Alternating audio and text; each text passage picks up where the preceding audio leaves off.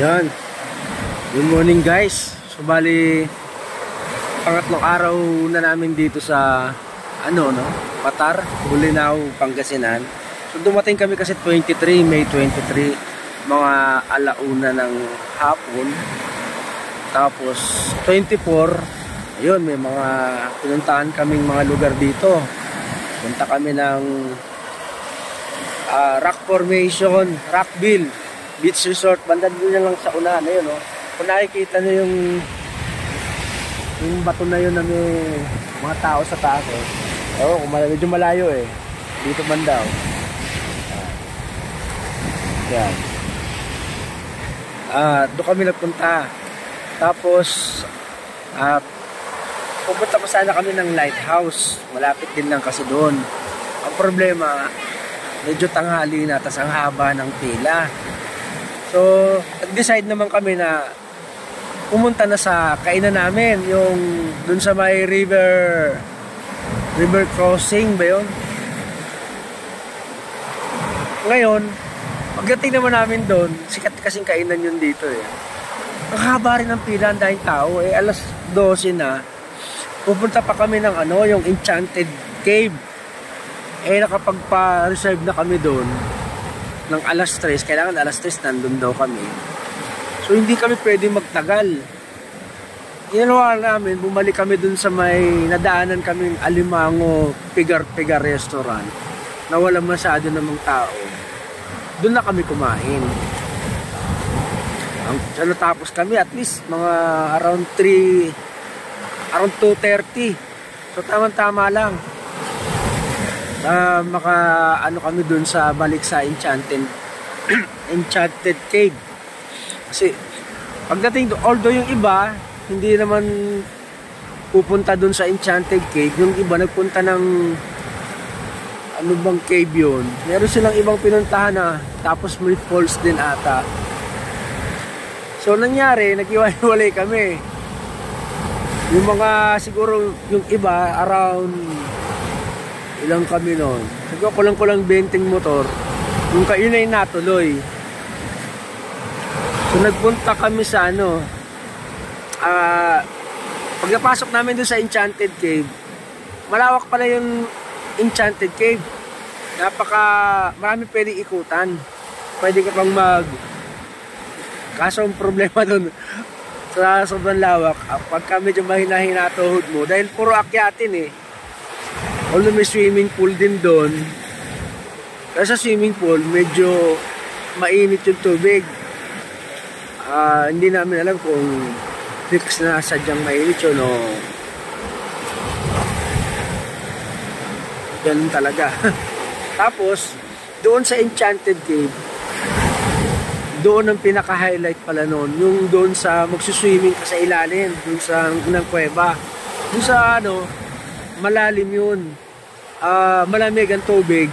Tapos yung kuweba na yun, connected yun dito sa dagat na to. Kasi yung tubig doon, maalat din Kasi meron siyang butas doon na dinadaanan ng tubig, papasok doon sa cave na yun. So ngayong araw, pangatlong araw, bang naghahanda sila ng almusal. Ito, nagkape lang muna ako. Napansin ko dito sa tabi ng dagat, medyo maalon ngayon, tsaka malakas ang hangin. Kasi nung dumating kami, banayad lang ang banayad lang ang alon dito Kalmado lang yung dagat Ngayon medyo maalon. Ayan medyo matataas yung wave. Ayan one pantalan nung unang dumating kami dito, halos walang kamakitang ganyan. Banayad lang. Tsaka medyo high tide ngayon medyo malalim-lalim ngayon yung tubig Hapon kasi yung mga ganyang kalayog, natuhod lang yan sa mga naliligo. Ayan. Ayun, yun ba, marami pa doon Pero mas marami ng mga kahapon. Marami yung nandito. Ayun guys, pakita ko sa inyo. Merong barko dun sa unahan, ayun Alam nyo kasi guys, itong dagat na ito, West Philippines ito eh. Medyo malalim yun dyan sa gitna na yan eh.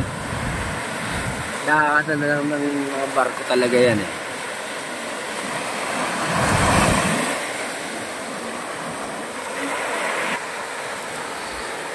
So yan. Ngayong magiging activity ngayon, dapat nagpaplano pa dapat na magpo-falls pa. Medyo malayo pa dito. Baka maghahulin kami sa oras. Dahil sa ang check-out namin ay 10 o'clock in the morning.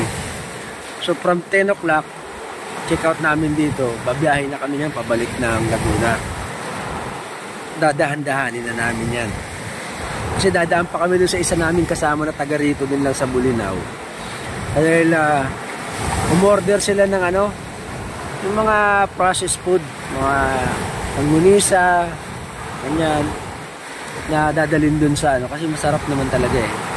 Tapos yung iba na malengke, mamimili ng mga ano, danggit, saka yung isa naghahanap ng puto kalasyaw, kasi meron din daw dito noon. Ang pasalubong ba? Ayan.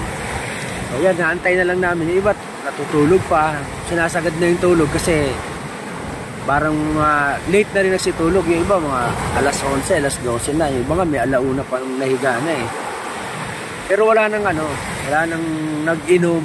Kumbaga talagang pahinga na lang para may energy kami sa biyahe mamaya hanggang Laguna.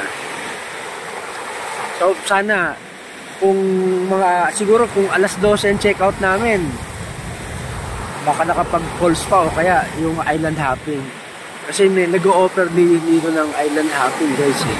Parang 1/6 isang bangka, maximum ng 6 na tao. Ayan yung bangka o ganyan o. Tapos dadaling kayo sa may mga lugar na pwede kayo mag-snorkeling, may makakita kayo mga magagandang isda.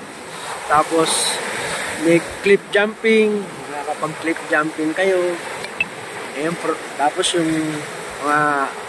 may mga dadaanan kayong mga rock formation na magaganda. Hindi na mangyayari yun ngayon kasi nga nagahulin kami sa oras. Siguro sa ibang time pag nakabalik uli yung mga ganong activity naman ang pwede namin gawin. Yan, nakakape na. Hindi, nakakape na nga yung iba eh. Yan o, si Madam o. Si Madam takip. Yan, si Madam takip ito eh. Oo. Yan, si Madam takip. Ito yung sama ka natin. Kakape.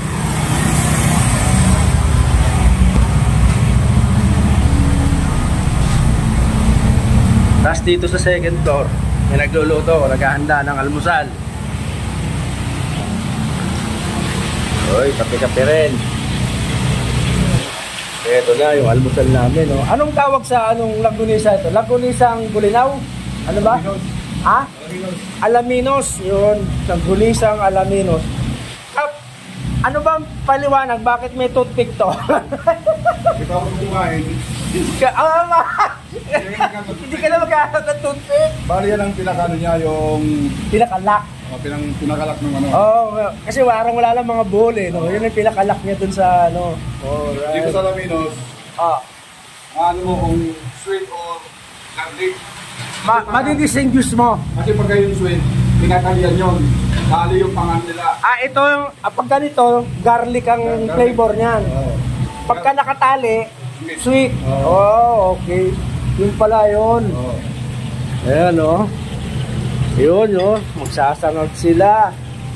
Ito guys o. Anong isda to? Pampano? Yan ang sa Manila, tawag dyan samaral. Samaral. Dito sa Pangasinan, ang tawag dyan malaga. Ito yung danggit o. Ayan. Yan lang ba? Baka naman madagdagan pa yan. Ito naman ka, talakito. Ay po, sa itong panalo, talakito. Sisigang natin yan. Piniri. Sisigang, panangali, ano pala yan? Bibili si Pepe Louie. May pupunta palengke. Tama. Mas madami makakakain. Para may sabaw. Yan. Halit sa prituhan Kawa. Hindi, all purpose yan eh. Pwedeng pang ano, pwedeng pang magsasangag ka pa eh. Oh. Masarap sila, hindi magkasya yung kawali. Oo, maliit eh. Palak na si Kap Sani. Ito yung taga rito sa Bulinaw na kasama namin, si Kap. Alaminos. Oo. Sa Alaminos ba? Di ba Bulinaw yun? Bulinaw to. Yung sa aming Alaminos yun. Parang boundary lang ano? Pero malapit lang dito. Yun, taga Alaminos pala siya. Alaminos na Gomez. Oo. Ako kasi Gomez din ako. Ito Gomez din. Ito lang, wala akong pinsan eh. Galing China to eh. Kasi nandiyan lang yung mga barko ng China sa labas oh. Hindi kaya itinapon to dito? Singkit eh, singkit eh. Hindi pwedeng Pilipino to eh. Pero maraming Gomez dito guys, di ba? Maraming Gomez dito. Akala niya nga, magpinsan kami. Sabi ko, paano tayo magiging pinsan eh? Pangasidense ka ako eh, Bicolanong Oragon. So ito yung mga ibang kasama namin, pupunta pa silang palengke, mamimili sila ng mga pasalubong, yung mga dried fish, tsaka kung ano pa. Ito yung pinuntahan namin dito guys oh. Patar, Bulinaw, Doklosan, Aiko Beach Resort.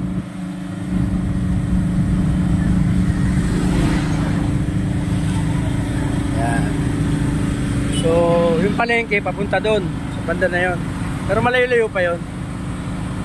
Kaya nga magbumotor sila eh. Ayun. Okay, game na!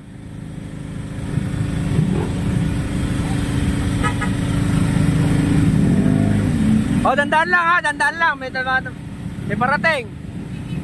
Dandaan lang.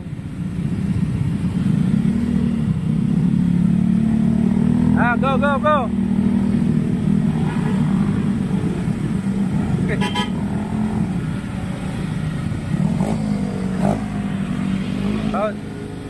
Sila yung mga grupo na pupunta ng palengke. Yan, ako. Sarap. Langgunisa. Tayo sasanga. Ito lang yung Samaral daw to eh. Samaral. Tapos ito, talakitok. Yan. Ito yung isisigang. Pala ko ba? Hindi, may pupunta palengke, di ba? Sino? Wala naman daw pagsigang. Paano ba yun?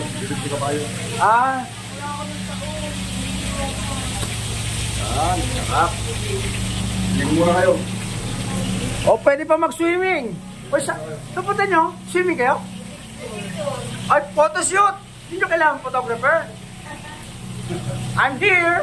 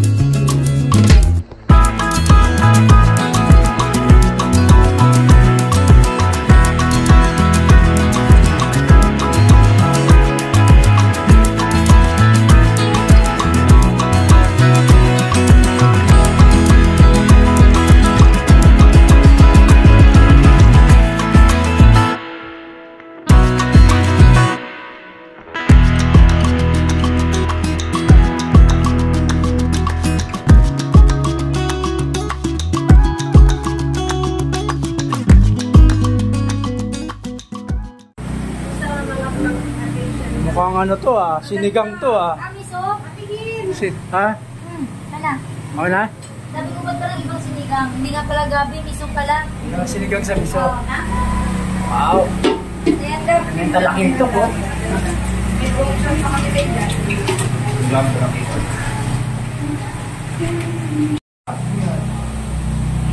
Kamusta akin?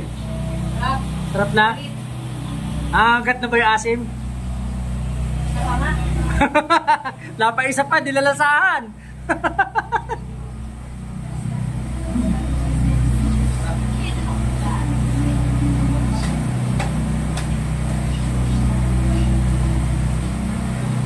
Ano? Sa akin okay na yan. Okay na. Ayan guys, kain na. Yung ano, sinigang. Yan yung ano to. Tawag dito sa maral. Sa maral to masarap to Ayan ha, kanya.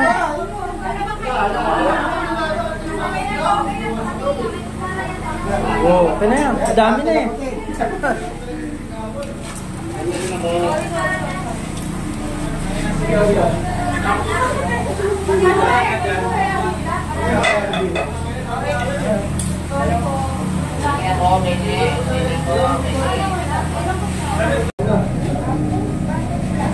Sarap na sabaw, hindi gumawa nito.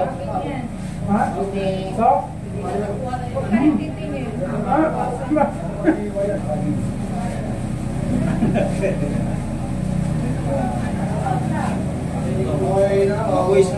Uling kaya namin to dito. Alis na kami pakatapon.